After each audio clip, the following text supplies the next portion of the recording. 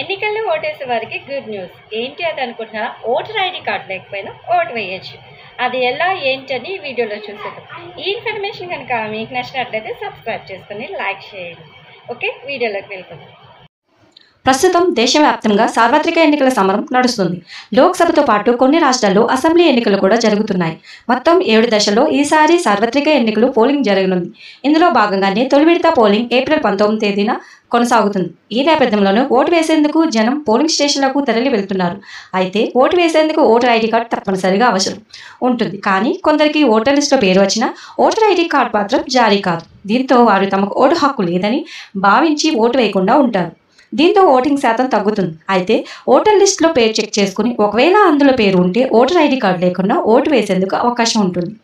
ఈ నేపథ్యంలోనే ఓటర్ జాబితాలో పేరు ఉండి ఓటర్ ఐడి కార్డు లేని వారు ఓటు వేసేందుకు అర్హులే అని కేంద్ర ఎన్నికల సంఘం ఏప్రిల్ 2వ తేదీన విడుదల చేసిన నోటిఫికేషన్లో పేర్కొంది. దీని ప్రకారం కొన్ని ప్రభుత్వం తరపు నుంచి, ప్రభుత్వ సంస్థల తరపు నుంచి జారీ చేసిన గుర్తింపు కార్డులను ఉపయోగించి ఓటర్ లిస్టులో పేరు ఉన్నవారు ఓటు వేయవచ్చని తెలిపింది. అవి ఏ కార్డులో ఇప్పుడు తెలుసుకుందాం.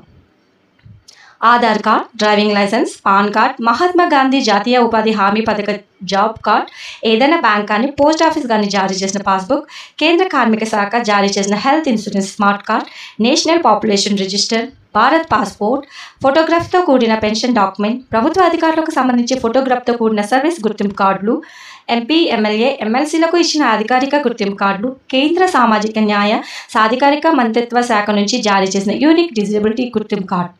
ఓటర్ జాబితాలో పేరు ఉంటే పైన పేర్కొన్న కార్డులో ఏదైనా ఒక కార్డును చూపించి ఓటు వేయవచ్చని కేంద్ర ఎన్నికల సంఘం స్పష్టం చేసింది.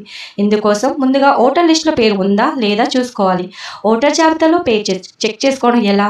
గూగుల్లో వెబ్సైట్ ఓపెన్ చేసి అందులో వివరాలు నమోదు చేసి మన పేరును ఓటర్ జాబితాలో ఉందో లేదో చెక్ చేసుకోవాలి. ఇక ఓటర్ హెల్ప్ లైన్ నెంబర్ 1950కి ఫోన్ చేసి కూడా మన పేరు ఓటర్ లిస్టులో ఉందో లేదో తెలుసుకోవచ్చు. మెసేజ్ రూపంలో కూడా మన పేరు ఓటర్ జాబితాలో ఉందో లేదో చెక్ చేసుకునే అవకాశం కూడా ఉంది. ఈసీఐ అని టైప్ చేసి స్పేస్ ఇచ్చి voter ID card number enter చేసి ఆ మెసేజ్ను 1950కు పంపిస్తే మీ పేరు ఓటర్ లిస్టులో ఉంటే చూపిస్తుంది, లేకపోతే లేదని చూపిస్తుంది. Okay, thank you for all.